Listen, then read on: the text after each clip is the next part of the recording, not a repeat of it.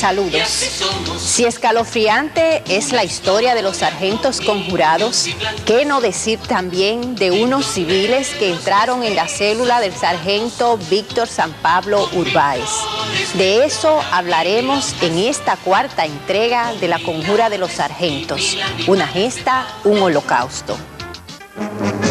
Conoceremos el testimonio del ingeniero Marcos Augusto Román Núñez, quien en 1959 había concluido sus estudios en la Universidad de Santo Domingo y trabajaba en la compañía constructora del Conde y Alasia.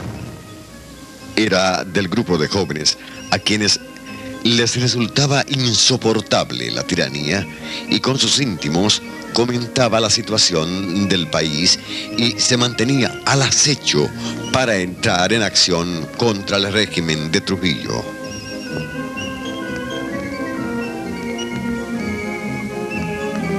Explica que tenía una amiga con la que solía estudiar, a la que le hablaba de sus actividades conspirativas. Le hablaba de esas cosas porque era de su absoluta confianza, pero no era su propósito involucrarla a ella en nada. La joven respondía al nombre de Idalina de la Cruz Joaquín, nativa de Cotuí, quien para junio de 1959 cursaba el 5º año de medicina en la Universidad de Santo Domingo. A través de Idalina de la Cruz Joaquín, el ingeniero Román Núñez se enteró de la existencia de una conjura dentro de las filas de la aviación militar. Ella entonces me enteró y dice, mira, te voy a decir esto confidencialmente. Yo tengo un amigo que es de la aviación, que es el esposo de Teresita, una amiga de ella que vivía enfrente, que me dice que hay un grupo de la aviación que está conspirando también. Cuando ella me dijo eso, pues yo me alegré muchísimo, cosa inverosímil para mí. Pero entonces le dije, pues dile a Víctor que yo tengo un grupo, que hay un grupo civil, que vamos a ver si podemos enlazarnos, tanto para nosotros conseguirles datos a ellos y ellos datos a nosotros. El contacto en la aviación, amigo de Idalina de la Cruz, no era otro que el sargento Víctor San Pablo Urbáez.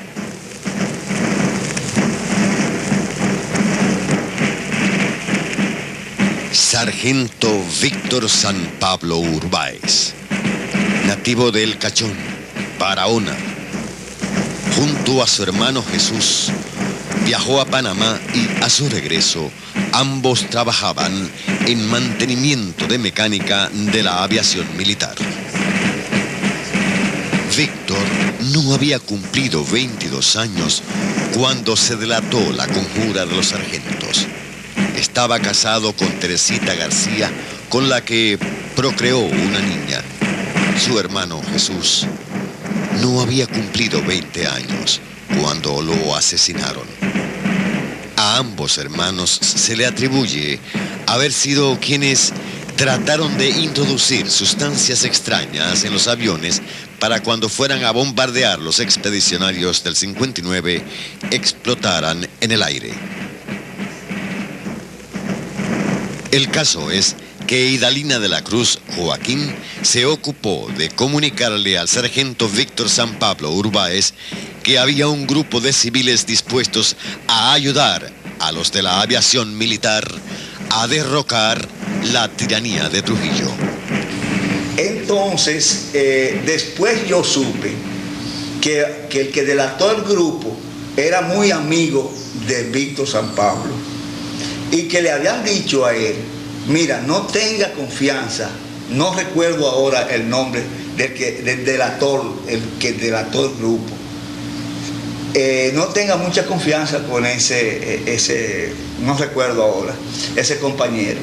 Entonces Víctor San Pablo también se alegró de que se estuviera conspirando fuera y cometió el error de decírselo al tipo que delató el grupo. Entonces le habló que a Idalina conocía a un ingeniero que tenía un grupo civil que estaba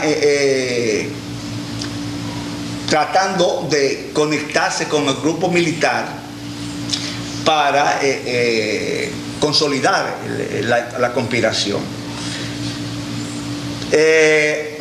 A él le decían que tuviera desconfianza de eso, pero el Calié, al informarle a sus superiores de que él había hecho contacto con una joven, y esa joven con un ingeniero, y ese ingeniero tenía un grupo, también trataron de capitalizar esa situación y cogieron y le dieron a ella para que nos entregara a nosotros el manual de guerrilla de la aviación militar, la ubicación de los hangares subterráneos de la aviación y la ubicación de los polvorines de la aviación. Yo me imagino que eran datos falsos, porque eso nunca llegó a mi mano. Eso se lo dieron a ella para que ella me lo entregara a mí. Pero en esos días se descubrió la conspiración. Y cuando le allanaron a ella la casa, a ella le encontraron esos datos, esos papeles. Y entonces el Calié, el que delató, dijo, mire, le dimos, dale estos papeles a esta fulana, para que esta fulana se los dé a este fulano. O sea que nosotros estábamos atrapados por la documentación. Pero esa documentación, por dicha o desgracia, o cosa de Dios, no llegó a mis manos. Porque yo salí varias veces a procurar la documentación, porque Idalina me llamó. La joven, inocente de que había caído en una trampa, avisó a su amigo, el ingeniero Román, que le habían enviado unos documentos de la aviación. El ingeniero Román fue a recogerlos a la casa de ella, pero no la encontró. La cuestión que a ella la cogen y se la llevan presa. La noche anterior de cogerme preso a mí, yo había visitado una hermana mía en el ensancho Sama que se llama la doctora Mireya Román de Shecker. Ella es veterinaria, que tenía absoluta confianza con ella y con el esposo. Y nos encontramos esa noche con Raúl Nova, que es el papá de este veterinario, ahora un joven veterinario que adiestra perros y esas cosas. En ese tiempo era un funcionario de Royal Bank. Y al verlo allá en donde mi hermana, yo le hablé de la conspiración en que estábamos, en que inclusive mi hermana y mi cuñado me hizo señas de que Raúl no era una persona que yo podía tener esa confianza. Pero también le planteé, señores, si no empezamos a arriesgarnos, esto se va a quedar así. Entonces le planteé a Raúl Nova en lo que estábamos. No le dije la conspiración militar, porque eso solamente lo comenté con las personas más allegadas, porque eso era absoluto secreto. Eso era lo más peligroso, porque en la conspiración, o sea, estaba el ingeniero Carlos Barrancini, Fernando Flaquer, un grupo de profesionales y compañeros. Pero había un círculo que por eso esta información yo no se la di a Rafael González, que era del 14 de junio, porque no me merecía confianza. Y solamente conservé la información del grupo militar en un círculo extremadamente íntimo, pero muy íntimo, por saber el terreno que estábamos pisando. La cuestión es que yo en ese tiempo estaba terminándole un edificio que era de Teléfono Calderón, que está en la Rosa Duarte, esquina Pedro Enrique Jureña. Ese día yo no fui a comer a casa. Eso fue el 2 de septiembre de 1959. Yo fui a buscar unos materiales en la camioneta, en una camioneta que tenía donde Mateco. Salí de Mateco. Al salir de Mateco, me paró un señor, me dijo, ¿usted fulano de tal? Y entonces digo, no, yo no soy fulano de tal. Me monté y arranqué. como le decía, el complejo del gancho, y en ese tiempo estaba más magnificado. Yo siempre acostumbraba a ver por el espejo retrovisor si alguien me seguía, como sabía en lo que yo estaba. Entonces, pero gracias a Dios, ese día no me fijé, porque sabe Dios, la historia hubiera sido diferente, porque yo no me hubiera dejado agarrar y hubiera tenido, después me di cuenta que hubiera tenido la de perder. Entonces fui a una diligencia al banco de ahorro, un banquito de ahorro que había en las Mercedes entre Isabel la Católica y cosas. Cuando yo salgo de ahí me encuentro con el mismo señor, pero entonces con una ficha mía, las fichas que se sacaban cuando uno sacaba la licencia, que había una foto de frente y otra de perfil. Dice, mire, usted este señor. Digo, no, sí, ese sí, soy yo. Dice, pues tú me haces el favor de acompañarme para que me aclare una cosa. Y cogió y se montó, yo me monté por este lado y él se montó por el otro lado. Acompáñame allí, tú no le has prestado esta camioneta a nadie. Digo, no, esta camioneta yo no se la presto a nadie. Dice, bueno, pues vamos, porque eso no te va a quitar tiempo. Pero aclarar, porque a César Báez le han matado un becerro y dicen que es una camioneta. Han dado esta descripción. Y tú sabes cómo son esta gente, es preferible que tú vayas y aclare tu situación. Y yo, bueno, arranqué, ok. Pero cuando arranco para dar la vuelta de la Mercedes por la Luperón y coger la Isabel la Católica, él indicándome para dónde vamos. Yo, ¿y para dónde que vamos?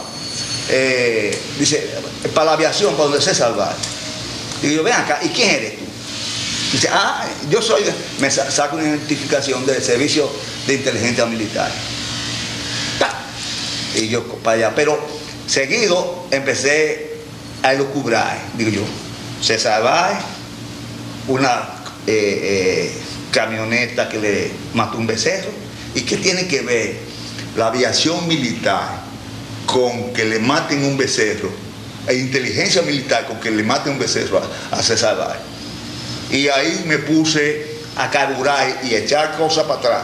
Y me recordé de la conversación que tuve con Raúl Nova la noche anterior. Y yo, cónchole, eso tuvo que ser Raúl Nova. Y tanto que me lo dijo Alfredo, que no era de confianza. Y seguido empecé a recordar qué había hablado yo con Raúl Nova. Porque yo sabía que ni mi hermana ni su esposo iban a hablar. Y seguido pensé, digo, esta cuestión es que lo que diga o lo que yo diga. Entonces vamos a ver a la hora que nos entren a cajetazos quién es que tiene más. Y empecé a recordar las cosas que yo le dije a él y cómo yo me podía salir de lo que yo le dije a él.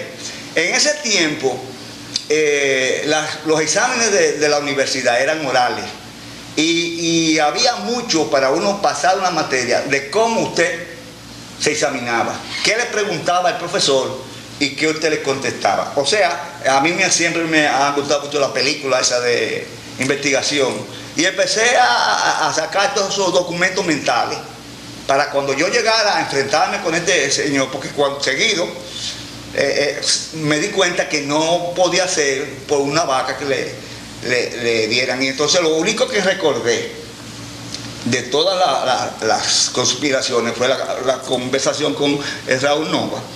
Entonces cogimos para allá, para el Ensancho Sano, a coger la avenida Venezuela. Mi hermana vivía por ahí y ellos estaban muy sospechosos.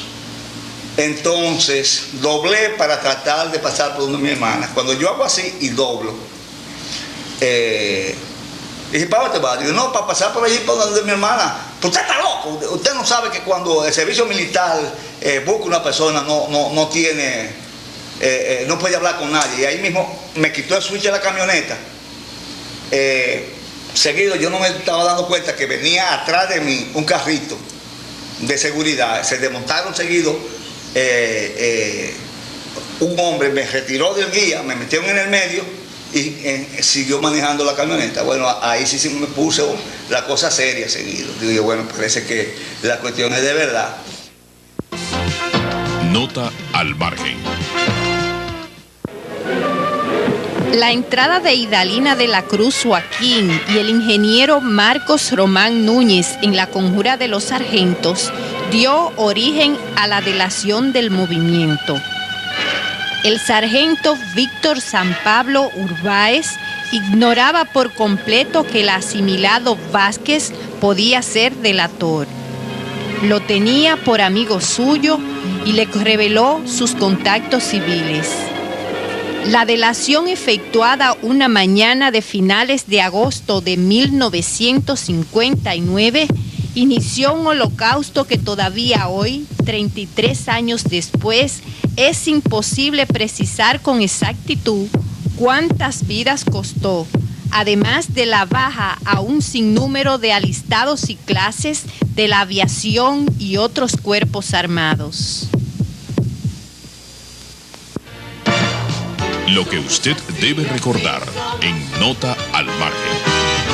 Somos así, así somos niños. Siguiendo el relato del ingeniero Román Núñez, veremos con quién se encontró en la cárcel del 9. Con mil flores de... A este lugar fue donde trajeron al ingeniero Román Núñez, quien para la época desconocía la existencia del centro de torturas designado como el 9. Eso lo menos que parecía. Era una casa sencilla. Entonces llegamos ahí, parqué la camioneta, o sea, ellos parquearon fuera y yo entré a pie. Cuando entro, llego a una habitación donde está sentado Tabito Balcácer, que en ese tiempo, si mal no recuerdo, era coronel, era el encargado de la investigación. Como les digo, mi mismo estatus de ingeniero, mi apellido Román, de tener familia militar y esas cosas, me trataron con mucha, vamos a llamarle cortesía, si se puede decir. Y cuando yo llego, yo estoy pensando que es Raúl Nova, pero cuando yo llego, a quien encuentro es a Idalina de la Cruz sentada, que parecía una Magdalena. Cuando ella me vio con unos ojos de pena, tremendo. Y entonces fue que caí en la realidad de las cosas. Y me dice Tabito, ingeniero, ¿usted conoce a esa joven? Digo yo, sí, la conozco. ¿Y hace mucho tiempo que usted la conoce? Sí, hace mucho tiempo, de jovencito, nos conocemos. ¿Y esa joven es amiga suya? Digo yo, sí. ¿Y usted es amigo de esa joven? Sí. ¿Y usted le tiene aprecio y ella le tiene? Sí, sí, yo le tengo absoluto aprecio. Pero mire, ingeniero, esta joven lo ha metido en un lío serio, porque esta señorita se le ha hecho un allanamiento, le han encontrado unos documentos, porque yo me vine a enterar de qué eran los documentos posteriormente, muy posteriormente, porque yo no sabía, no, unos documentos peligrosos. Digo, no. Dice, sí. Y que ustedes están conspirando contra el gobierno. Y yo, ¿cómo va a ser? Entonces, seguido, yo también razoné que era la palabra de ella o la mía. Pero al instante, yo pensé, cuando me dijeron eso, dije, bueno, aquí, ahora mismo, yo podía lavarme las manos como Pilato y decir, ¿sabe Dios a quién está ocultando esta joven? Si ellos le encontraron documentos y ahora está diciendo que es para mí. Pero también razoné, yo sería un malvado y mi conciencia no me dejaría vivir jamás. Si yo, que he metido a esta joven en esto, porque fui yo que la metí, ahora mismo, valiéndome de esa condición que tengo, hago así y me salgo del juego, porque a ella la van a explotar. Porque en realidad los papeles eran para mí. Yo he sido que le he metido a ella en esto, porque ella, comentando la confianza, pero no era que era una conspiradora constitucionaria como era yo.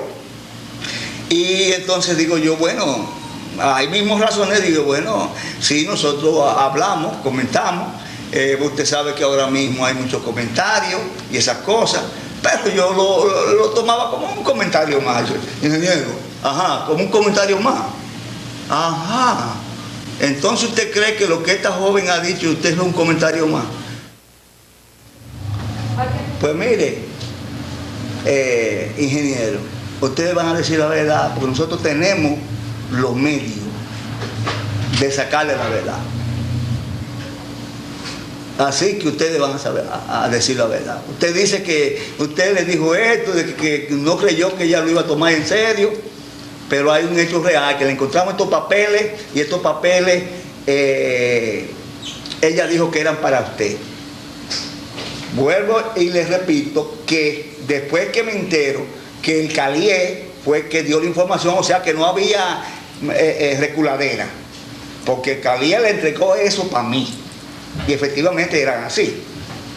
La cuestión es que digo, bueno, vamos a ver entonces, porque yo le digo que lo más lejos que yo estoy pensando es que ella le iba a dar este carácter, porque al contrario, yo, bueno, no se puede, esta noche le vamos a sacar la verdad, porque al lado de la oficina de casita estaba la casa de tortura, que era una casa de tortura que se había preparado especialmente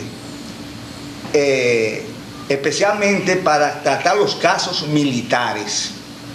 Ahí nada más iba todo lo que concernía y se trataba los problemas involucrados con los militares, porque se le daba un tratamiento especial cuando había militares involucrados. Entonces había una serie de personas alrededor de él. Esto es, tú vas a cantar esta noche, de preocupes, ingeniero. Usted se va a poner con esa lengua más suave que el diablo. Usted va a hablar esta noche. Bueno, está bien. Yo como un corderito. Entonces, ¿y tú? Cara, a ti te van a poner a hablar. Tú mira, te vamos a poner haciendo una misa. Porque le pregunté, ¿usted es señorita? Sí, yo soy señorita. Con esa humildad. Relata la manera grosera y despiadada como los guardias en su presencia empezaron a explicar cómo violarían a la señorita Idalina. A continuación conoceremos al señor Juan Toribio, quien era el novio de Idalina de la Cruz Joaquín cuando fue hecha prisionera. Nos explica cómo la conoció. Y yo la conocí a ella en Vallaguana. Se le acababa de morir su abuela y estaba vestida de negro, me acuerdo yo. Y yo le dije, ¿tú eres viuda? Porque está tan vestida de negro. Ella dijo, no. Comenzamos a hablar ahí. Yo le ofrecí que quería tomarse un refresco, un vasito de cerveza. Ella me aceptó un vaso de cerveza, nos tomamos una 2 cervezas ahí. Seguimos hablando. Y ahí yo le pregunté su dirección y le dije que iba a hacer una visita para conocer a su mamá. Ella me habló cómo era su mamá, que yo la visité. Ella me conquistó, porque era una mujer de muy buenas condiciones. Nos enamoramos hasta que pasó el problema ese. Cuenta lo que recuerda de las actividades conspirativas de Idalina. Ella era muy dada a esa cosa cuando se trataba que se hablaba en contra de Trujillo. Pero era una mujer que demostraba cierta pasividad, que no era demasiado fogosa. Y siempre hablábamos. Hasta que un día llego a la casa y tengo la noticia de que al salir de la casa de una compañera estudiante que vivía en la calle Barahona, hoy la doctora Soriano, al salir de la casa en la esquina Barahona con Teniente Amado García, no se llama así entonces, todavía, se la llevó un carrito del CIN. Se desapareció, se comenzó a hacer diligencia, a buscar por todas partes. No se sabía noticia de ella. Como a los 10 días, o a los 12 días más o menos, recibió la mamá noticia de que la habían visto en el 9. Pero eso no era muy confiable esa noticia. Pero ya se sabía que estaba presa, ¿no?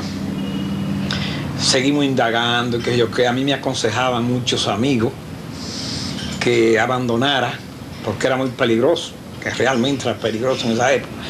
Pero yo, por cuestión de dignidad y cosas, yo seguí dándole respaldo a la mamá y tratando de saber cuál iba a ser el resultado de la prisión de la muchacha. Iba todos los días, la mamá la ayudaba, que la mamá era una mujer pobre, la ayudaba, iba, cómo van las cosas, qué sabía. Con el hermano le preguntaba, el hermano medio se alejó un poco también de la casa. A pesar de que hasta los hermanos de Idalina se ahuyentaron de la casa paterna, Toribio continuó apoyando a la madre de la heroína. Pero continuemos con el relato del ingeniero Román, quien nos explica que tras el encuentro inicial en la cárcel del 9, Idalina de la Cruz y él fueron separados. Yo no tuve contacto con ella más. Entonces me pusieron a esperar, custodiado y esposado con una esposa atrás, como hasta las 10 de la noche, 10 o 11 de la noche, esperando fuera de la cámara de tortura, donde estaba la silla eléctrica. Y yo veía que sacaban los militares muertos, que lo tiraban así y se lo llevaban. Hasta que me tocó el turno a mí. Bueno, me hicieron todo lo que le dio la gana. Indudablemente que lo que más estrago hizo en mí fue la corriente de la silla eléctrica, porque los golpes anestesian a las personas. Nada más duele el primer golpe, después es como un anestésico, pero la silla eléctrica es como si le cogieran el esqueleto y se lo retorcieran así. Que por eso es que le digo que a los sargentos que yo conocí en la Victoria, la mayoría no podían caminar del efecto que le hizo la corriente, incluyendo a Boanerges Rippler, que todavía ha quedado con esas lesiones, quedó en unas condiciones muy desastrosas. A mí me hacía un efecto, pero no quedé con cosas residuales, efectos residuales, pero sí horrible, incluyendo entre septo y septo, como yo le llamo, entre galleta, golpe, la piqueta en los testículos, en la tetilla, o sea, en la parte más sensible, en los labios, en los párpados y la corriente. Entonces, uno desnudo, la silla eléctrica era de metal, de bronce, entonces cogía y le echaban agua para que uno hiciera mejor contacto. Y eso era lo que más efecto me hacía. Y uno se entretenía con un aparatico de clip, poniéndome clip así, en grapadora. Pero yo ni lo sentía. Después yo en la solitaria, con cuidado, me quitaba, pero por pura maldad, porque yo me ponía a pensar, pero señores, es posible que uno en un momento de cólera con alguien que le haya hecho algo, pero ¿y cómo es posible que se puedan ensañar con una persona que no le ha hecho nada a ellos directamente? Entonces las celdas estaban tan llenas, las solitarias, que a mí me traían a las solitarias de la policía, que son subterráneas, me guardaban en la noche ahí, pasaba el día ahí en solitaria, la noche la pasaba allá. Entonces, después que terminaban conmigo los interrogatorios, me llevaban al Palacio de la Policía, a la solitaria subterránea. Entonces, déjenme insistir con lo que en realidad yo quiero valorizar. No cayó preso nadie más porque yo no hablé y no habló ella.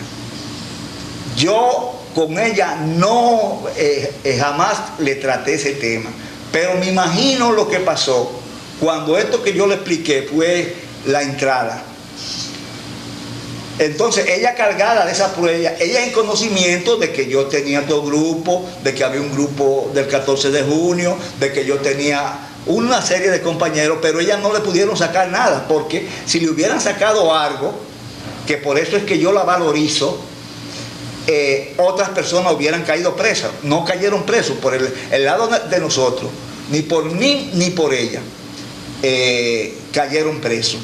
Entonces, básicamente lo que yo me mueve a esto es que esa persona que fue tan valiente, quizás más valiente que muchísimos hombres, cuando menos que en su pueblo natal, que es Cotuí, el nombre de una calle se la honren con el nombre de una calle a esa héroe y mártir de la lucha de la tiranía de Trujillo. Idalina de la Cruz Joaquín fue posteriormente indultada por el tirano Trujillo, quien, conocedor de los abusos que se cometieron contra ella en la prisión, hasta llegó a ofrecerle que escogiera cualquiera oficial de cualesquiera de los cuerpos armados para que se casara con ella. La dama rehusó la propuesta y regresó a su hogar, donde continuó la relación con su novio Juan Toribio. Ella fue un poco discreta. Ella no me dijo, por ejemplo, sí que le interrogaron, pero las cuestiones físicas que podían haberle hecho, ella no me dijo, ni yo traté de preguntarle, porque no quería ponerle en una situación desagradable, ¿no? Yo encontré que no ganaba nada con comenzar a preguntarle, para yo saber cosas que no eran del agrado mío. Es decir, que yo no le pregunté muchas cosas.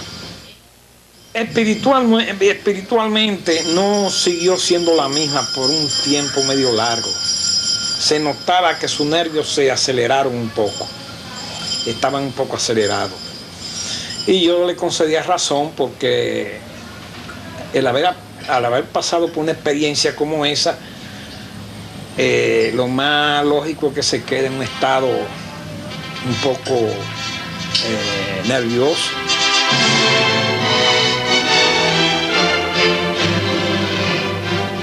Se casaron el 5 de marzo de 1960, 3 meses después de haber salido de la prisión. Cuando apareció ella, seguían vigilándola. Inclusive cuando nosotros salíamos, dábamos una vuelta, que íbamos a la iglesia, siempre aparecía una persona rara. Cuando llegábamos a la casa, alguien raro estaba al frente o estaba por ahí. Y nos decían que a ella la seguían vigilando, nos seguían vigilando. Eso era normal en esa situación. Pero nosotros seguíamos haciendo vida normal. Por lo menos yo no me atemoricé demasiado, esa es una realidad. Procrearon 4 hijos en un matrimonio feliz. Ella pudo graduarse de doctora en medicina con el apoyo económico y moral de su esposo, quien quiso decirle a los dominicanos de hoy y del mañana.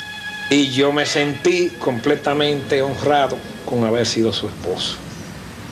Y la recuerdo cada día, y cada vez que puedo honrar su memoria, pues no escatimo el esfuerzo que hay que hacer. Continuamos con el relato del ingeniero Román Núñez, quien en la prisión se puso como meta no hablar, morir antes que hablar, por lo que intentó suicidarse. Como era en una solitaria, desnudo en la policía, no encontraba cómo quitarme la vida. Entonces, los inodoros de ese tiempo traían unos tornillos que la cabecita no era para quitarse con un destornillador, sino una cabecita plana que se agarra con la mano y se quita, un tornillito de bronce. Los inodoros no tenían tapa, para que el preso con una tapa no la rompiera y pudiera atentar contra su vida. Pero cuando yo vi el tornillito, lo quité. Entonces cogí y le saqué filo en el piso. Y cogí y me abrí. Si usted observa, se me ha quitado una cicatriz ligera que tengo ahí. Me abrí con cuidado. O sea, hice como un bisturí. Y me abrí esa vena. Cuando me quité la epidermis, vi la vena, la descubrí y cogí y me corté la vena. Al cortarme la vena, un tendón de sangre, un tiguete de sangre, digo yo, bueno, aquí yo me moriré, pero no voy a hablar.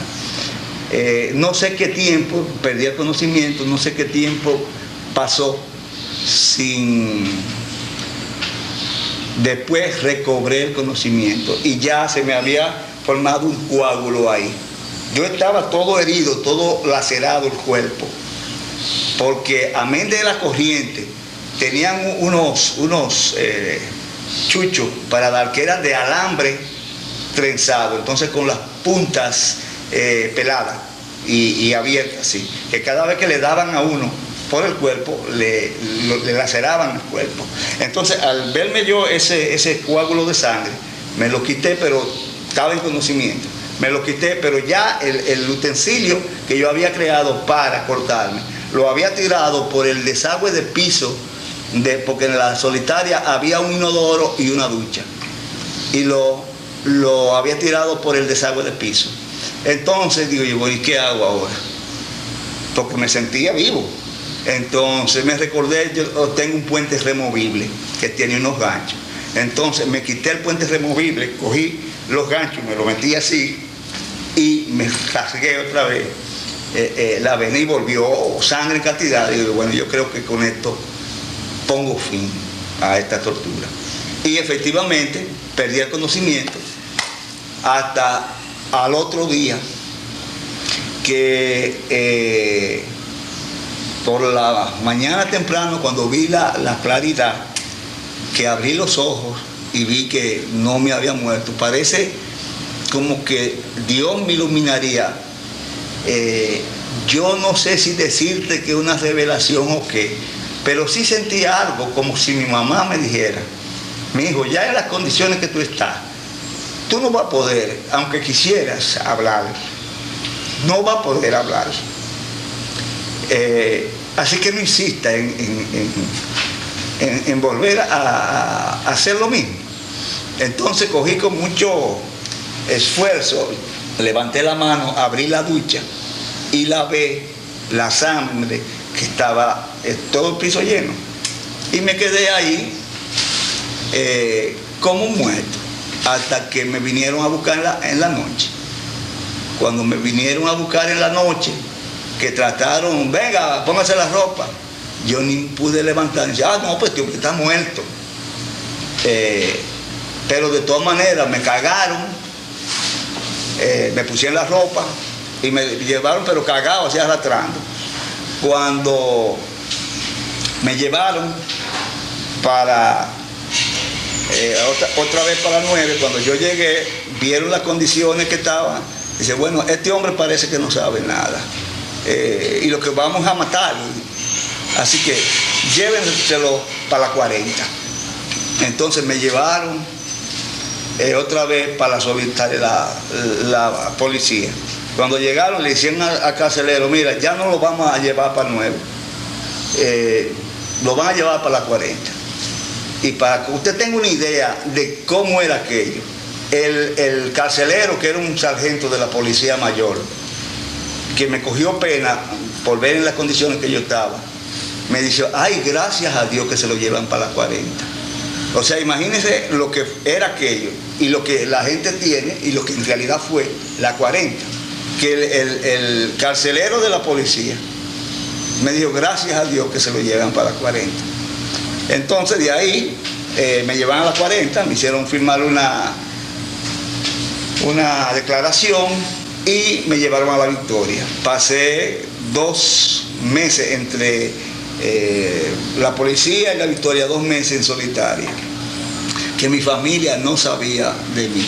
Creían que yo estaba muerto, inclusive En ese tiempo la radio internacional le habían dicho que me habían matado, esto que lo otro. La cuestión es que mamá estaba loca, y mi familia loca toda. Mamá era muy amiga, o sea, más amiga de Pupo que papá, que era el primo de Pupo. Y ella fue donde Pupo y se le dice: Pupo, por Dios, dime, Marco. Dice: mira, Fella, lo único que te puedo decir es que todavía está vivo. El ingeniero Román pasó por el proceso de ir cambiando de cárceles y celdas hasta ir a parar a La Victoria, a las celdas de los presos políticos, y allí conoció a unos 15 sargentos que también estaban prisioneros. Habían llegado allá a La Victoria 15 sargentos, que yo no conocía a ninguno, porque yo no conocía a ninguno. Al único que conocía era Víctor San Pablo. Y como le digo, nunca hablé con él directamente, sino por intermedio de Idalina de la Cruz. Que por eso insisto que todo esto lo estoy diciendo no propiamente por mí, sino le he tenido que relatar lo que yo pasé, para que usted pueda imaginarse lo que ella pudo haber pasado y no habló. Porque otra cosa que le quería decir, que si ella hubiera hablado o yo hubiera hablado, el movimiento 14 de junio que se descubrió el 21, y eso es la primera vez que lo hago público, porque no me gusta hablar cosas. El movimiento 14 de junio que se descubrió el 21 de enero del 60, o sea, yo le estoy hablando del 59, ¿ves? De septiembre. De septiembre 59. En vez de haberse descubierto el 21 de enero del 60, se hubiera descubierto en septiembre del 59, porque ahí hubieran empezado a dar cajeta, como lo hicieron. Y yo, como les digo, gracias a Dios, porque no critico, porque hay que haber pasado por ese boquete. Yo tuve, gracias a Dios, de tener entereza de no mencionar a nadie. Pero no era para que cualquiera mencionara hasta su mai. Y una de las cosas que produjo que se cayeran tanta gente presa es que no todos tuvieron la resistencia ante los métodos de tortura. Entonces conocí a los sargentos que yo no los conocía. Ahí todavía no se podía hablar porque habían calieses dentro de la celda. Inclusive uno temía de que entre esos mismos sargentos hubiera habido delatores. La cuestión que fue muy poca cosa que yo pude conversar con ellos. Nos explica el proceso de cómo logró salir de la prisión. En las navidades de ese año, que, bueno, acá quizás la mayoría estaba loco por ir a pasar las navidades fuera y pensando en un indulto de Trujillo. La mayoría de la familia le mandó carta a Trujillo para que lo indultaran. E inclusive Pupo le dijo a mamá: mira, dile a Marco que me haga una carta para yo llevársela al jefe, para que lo indulten ahora para Navidad. Entonces yo le dije a mamá y a mi hermana, a Mireya, que no le he mencionado, que ella trabajaba en agricultura y nunca dejó de ir, aún a riesgo de que la botaran del empleo, que en ese tiempo quizás era la única que estaba trabajando de la familia, aún a riesgo de que la botaran a ella y a Alfredo Cheque de empleo, nunca faltó a La Victoria. Yo con mi vida tengo derecho de hacer lo que me dé la gana. Lo que yo no puedo es arrastrarlo a ustedes en lo que yo me he metido. Si ustedes me dicen que le haga la carta a Trujillo, yo le hago la carta a Trujillo. O sea, si le estoy creando problemas para usted venir a visitarme, traerme, mantenerme aquí en la casa. Pero entonces tanto mi hermana como mi mamá me dijo: no, mi hijo, si tú no deseas hacer esa carta, no te apures por nosotros, no le hagas la carta. Y efectivamente no le hice la carta. Después me soltaron: bueno, quiero significar que en esas navidades Aquiles Irizarry se arriesgó de mandarme 2 jugos de pera. En ese tiempo los jugos eran en una envoltura de papel que tenía. Entonces, mamá me llevó esos jugos. Mira, eso te manda Aquiles. 2 jugos de pera. Me extrañó, pero yo conociéndolo a él, un tipo hábil, inteligente, pero mi mamá sabía. Cuando yo destapé mi jugo, él lo único que me dijo Aquiles, que te lo tomara discretamente en las Navidades, en la Nochebuena. Yo destapé mi jugo y entonces los jugos lo que tenía eran whisky. Pero a nosotros nos queda una inquietud. Usted mencionó al señor Raúl Nova, del que quisiéramos que usted aclarara si delató algo. No, inclusive, como le digo, yo cuando pensé que podía ser él, yo iba preparado, digo, bueno, porque yo sabía lo que le había dicho, y que en vista de que no era una persona de absoluta confianza, yo me había metido mucho palo hondo, como decimos, pero jamás, y después que yo pude hablar con él, sino jamás, Marco, jamás yo podía, indefectiblemente que yo no es que él me lo dijo, sino que lo comprobé después con los hechos. No, Raúl es una persona totalmente íntegra. Hace mucho que no lo veo, pero me imagino que su integridad no ha variado. Eso es importante que yo le diga así. Nota al margen.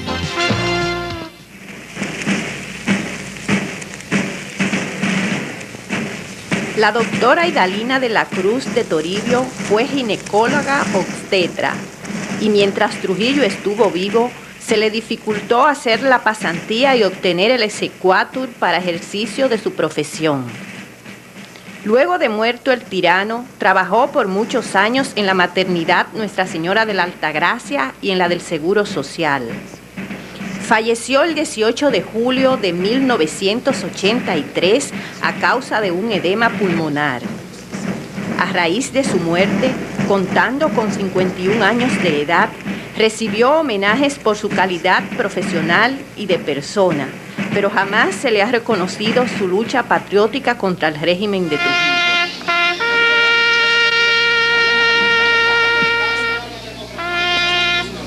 Gracias a la libertad por la que tanto sufrió, presentamos para siempre a la doctora Idalina de la Cruz Joaquín como heroína del pueblo dominicano. Lo que usted debe recordar en Nota al Margen. Somos así, así somos. Y así somos. Al finalizar, queremos externar nuestra inquietud de que se honre la memoria de la heroína Idalina de la Cruz Joaquín, poniéndole su nombre a una calle de Santo Domingo o de su pueblo natal. Hasta la próxima. Y que ven en el otro hombre a su hermano. Somos así, así somos.